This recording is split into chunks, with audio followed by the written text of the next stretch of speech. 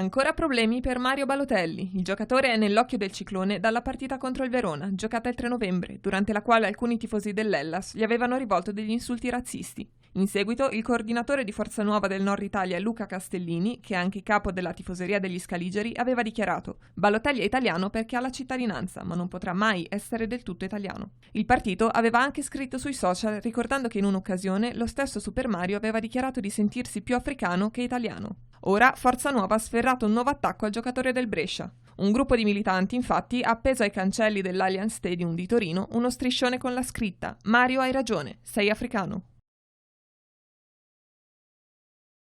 Ormai è ufficiale! Wanda Nara sarà nuova opinionista nel Grande Fratello VIP. La bella showgirl prenderà parte alla quarta edizione del popolare reality show, le cui registrazioni inizieranno a gennaio. Il conduttore sarà Alfonso Signorini, ormai esperto delle dinamiche del gioco, che starà affiancato dalla signora Icardi e da Pupo, una coppia inedita e improbabile ma che potrebbe dare grandi soddisfazioni ai telespettatori con battibecchi e frecciatine. I nomi dei concorrenti non sono ancora stati rivelati, ma con queste premesse si preannuncia un'edizione a dir poco brillante.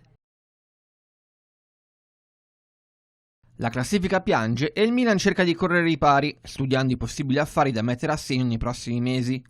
La scarsa verve realizzativa di Piontek e Leao spinge la dirigenza rossonera a guardare al reparto avanzato, e l'idea sarebbe quella di riportare in Italia Moise Kean. L'ex attaccante della Juventus sta facendo fatica ad ambientarsi in Premier League con la maglia dell'Everton, 11 presenze e nessun gol. Secondo il tabloid inglese The Guardian, il procuratore Mino Raiola starebbe cercando una nuova sistemazione per il 19enne.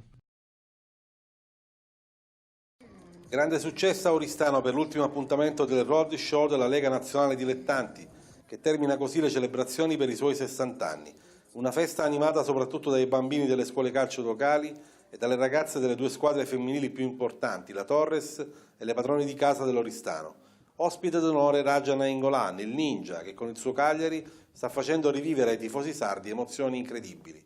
Al centro dell'attenzione anche i trofei della nazionale italiana esposti per la prima volta nella città sarda. Noi celebriamo i 60 anni, questi 60 anni ci hanno anche consentito di poter incontrare il nostro mondo. Soddisfatto anche Gianni Cadoni, presidente del Comitato Sardegna della Lega Dilettanti. Noi abbiamo spalancato i cancelli, abbiamo accolto le persone, gli sportivi e anche non gli sportivi, perché questa è veramente la festa di tutti. La festa di tutti è sempre l'attività comunque che fa la Lega Nazionale Dilettanti. Uno sguardo attento anche al calcio femminile con un grande obiettivo. La Lega Nazionale Dilettanti continua ad essere impegnata nella promozione del calcio femminile, ma soprattutto nella diffusione del calcio nelle scuole e nelle scuole calcio. Tutto intorno la festa dei bambini, che a un certo punto si sono mescolati alle atlete della Torres e dell'Oristano per una partitella.